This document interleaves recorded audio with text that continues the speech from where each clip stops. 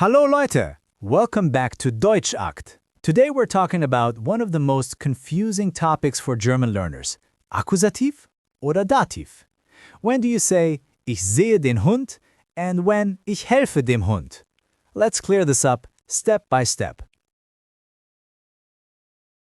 In German, every noun changes its form depending on its function in the sentence.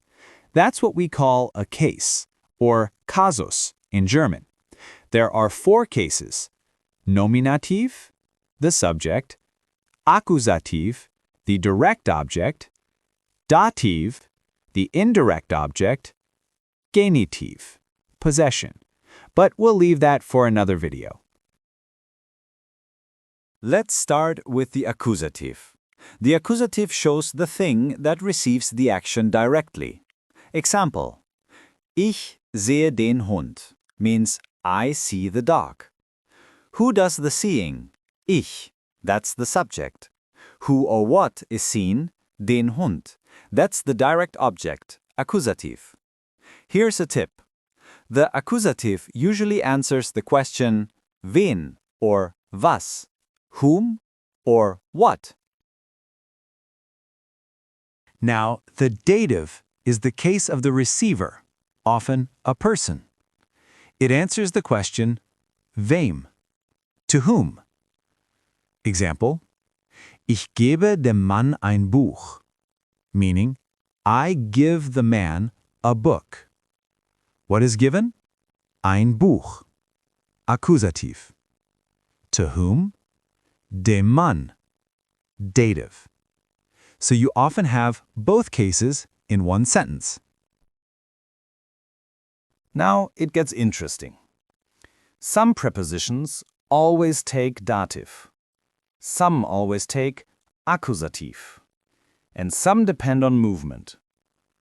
Always dative, mit, nach, bei, seit, von, zu, aus. Example: Ich fahre mit dem Bus. Always accusative, durch, für, gegen, ohne, bis, entlang. Example: Ich gehe ohne meinen Freund. And the two-way prepositions: in, an, auf, hinter, neben, über, unter, vor, zwischen. Use accusative if there's movement, wohin, and dative if there's position, wo.